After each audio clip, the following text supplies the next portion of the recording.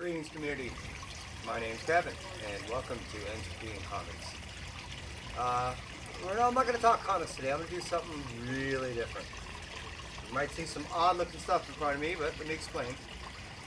What I have in this bucket is a bucket drilled with a bunch of quarter-inch holes, both on the side and on the bottom. And I have some medium in here. The medium I use is basically some wood shavings and some hay. You can use straw, anything dry, and mix some medium. So what I did is I ended up sterilizing this by pouring a bunch of hot water on there. Brought it right out of the package and just what I consider somewhat sterilizing. And we're ready to go. I left some in the bottom. I have the rest here. And what I'm going to do is I'm going to undo the top of one of these jars, and what is in this jar is a fully colonized specimen of blue oyster. That is correct. This is blue oyster colonization spore that has grown, and being that, again, we live here in California, it's already starting to get a little warm. Right now it's in the high 60s. So I'm going to take this, I'm going to start filling it up with this colonized jar. And here I go. Now this medium is a mixture of vermiculite, brown rice flour, and water. So are both of those different mediums? Both these jars of the same specimen. Those pots, the bucket and the pot. And the pots have the same amount of, or the same substrate. I'm just going to be layering the substrate on top. So as I'm filling up a good solid layer on the bottom here, I think that's about good enough. So what I'll do is I'll put this in here. And this has a it's very difficult to smell. To me, it has a great smell. Wow. I guess that would, the best way to describe it is fresh fruited mushrooms when you're in the supermarket or when you're in a fresh produce. I would say if you're in a farmer's market, I can see it dusting off. what you're actually seeing right here is the steam still rising. Wow. It's still a little warm, but it's not going to hurt what I have. It's not that, what you're seeing is, like you said, just some of the steam coming off. It's not that hot where it's going to hurt the spore that I have in here. So now I put a little layer in there. I'm going to go ahead and probably put about the rest of this jar in there. That's right, you still have a whole nother jar. Correct. And I will try to make this quick. This is some cool stuff. And after I'm done filling this, what I'll end up doing is I'm going to end up putting a top on this. Now I ain't going to put a regular lid, one, because I couldn't find one, but two, I want to black it out a little bit more. So the bag that I have holding this stuff is what I'm going to put on the top.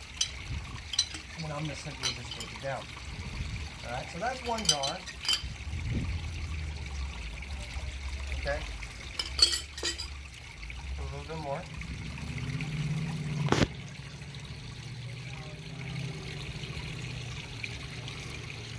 And again, if I can hold it and it's not burning me and it's not that hot, it just appears so. So now I'm going to take off the other one. Now I'd like to thank my buddy Alex. He's the one who did this. He and I were talking, last year about basically about microscopy, and that's essentially what this is the study and research and development of fungi, however you want to pronounce it. And all this, wow, I need to bring that up. This is great. You did a great job, Alex. And all these different varieties, they come from different parts of the world, and they do grow in different mediums, and they do have different requirements, So for me, this is relatively new as far as the type of method. Now, he and I used to speak on different processes and different varieties that are out there, and his process is different than mine. However, his outcome is very, how should I say it? He developed a very easy method, and as you can see, it's great. I mean, there's no contamination. This stuff is really just wow. I'm looking forward to seeing what this does when it produces. And when I'm done, wow, this is probably too much on the top. I'll try to mix it in a little bit. When this is done, what this is going to do, when I put this in a decent area, it doesn't have to be that warm. It would be preferred to be warm. You know, I started stalling there a little bit. Sorry. And I'll push it a little bit down just to settle it, I guess.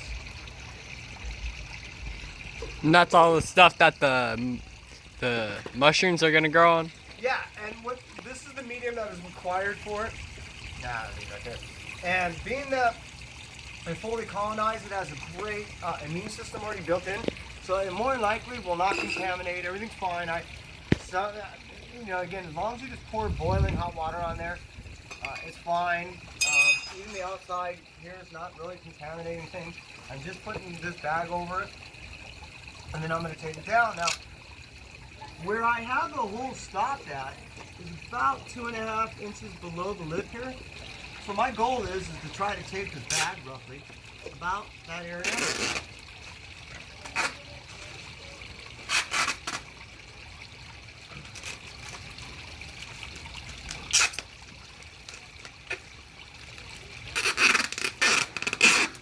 Nice. Nice.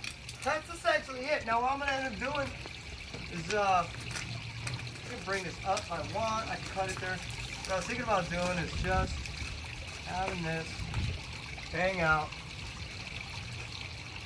Maybe even in the garage when it's open. And our garage is frequently open, so you can just hang it up and it'll grow all where you see the stuff. Oh, all outside of the All holes. outside. So the fungus will actually start oozing out because it's trying to find somewhere to grow. Life has a way of just wanting to go. And that's it. So hey, for me at Entropy, thank you for watching us grow some blue oyster mushrooms. When it starts fruiting, I'll go ahead and let you We're gonna give them the taste test. Thank you. Take care.